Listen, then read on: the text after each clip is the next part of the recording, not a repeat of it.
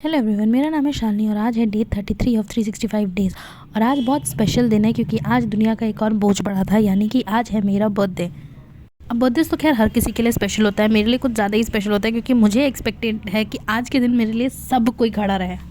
हर किसी से उम्मीद होती है कि आपको आज के दिन ना प्रिंसेस ट्रीटमेंट मिले। अब प्रिंसेस ट्रीटमेंट हर कोई दे तो सकता नहीं है, तो मैं खुद को प्रिंसेस ट्रीटमेंट देने के लिए पहुँच गई थी बारबेक्यू।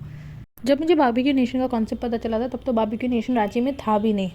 मुझे मेरी एक सिस्टर ने बताया था क्योंकि वो दिल्ली रहती थी, तो उन्होंने मुझे बताया था कि एक ऐसा रेस्टोरेंट है जहाँ पे अनलिमिटेड फूड वाला कॉन्सेप्ट चलता है। और उस टाइम पे रांची में ऐसा कुछ भी नहीं आया था। And then all of a sudden Barbeque Nation आया and I was so excited, I can't tell you. The first day जिस दिन बारबेक्यू नेशन खुला था, हम उसी दिन गए थे बारबेक्यू नेशन।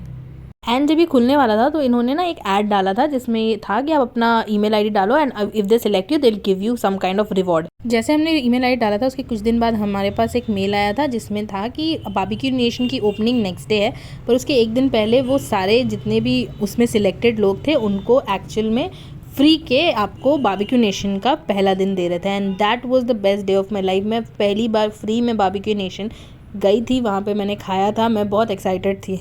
बारबेक्यू नेशन सबसे पहले मैंने विजिट किया था कोलकाता में। वहाँ जब मैं कोलकाता गई थी तो मुझे पता चला बारबेक्यू यहाँ पे है। मैं सबसे पहले मैंने बोला बाकी सब चीज़ छोड़ो, मुझे यहाँ ले जाओ। तब हमारे पास तो रांची में आया भी नहीं था एंड उसके बाद फिर फाइनली हमारे पास रांची में आया and I was really excited. खैर enough of the talking. Barbeque Nation का जितना भी मैंने वीडियो देखा है सबने ये बोला है कि आप कुछ भी कर लो, आप बजट तो इक्वल नहीं कर सकते, लेकिन आप जितना प्रॉन्स खाओगे उतना आपका बजट इक्वल हो जाता है। तो हमने भी भर भर के प्रॉन्स मंगाए थे, हमारे टेबल पे सिर्फ प्रॉन्स ही आ रहे थे। टोटल हम लोगों ने मिला के खाए थे 52 प्रॉन्स। अब वो इक्वल कितना है मुझे नहीं पता। अगर उन्होंने मेरा ये वीडियो देखा तो शायद मैं नेक्स्ट टाइम से बारबेक्यू जाने के लिए बैन हो जाऊँ।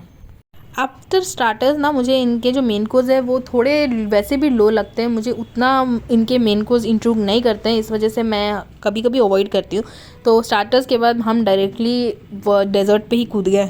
अब इनके डेजर्ट की एक अच्छी बात तो ये है कि हमेशा कुछ ना कुछ चेंज करते रहते हैं और चेंज के साथ साथ हम बट कांस्टेंट जो रहेगा वो ये पेस्ट्री रहेगी।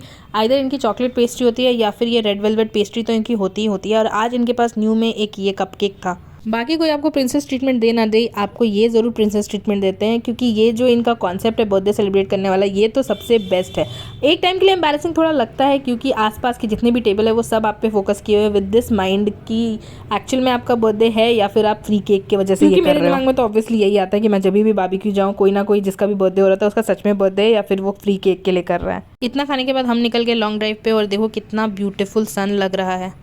क्या आप ये देख के बता सकते हैं कि मैं कौन से फ्लाईओवर में? चलो मैं करती हूँ अपने लॉन्ग ड्राइव को एंजॉय और हम मिलते हैं कल की वीडियो में। तब तक के लिए बाय बाय।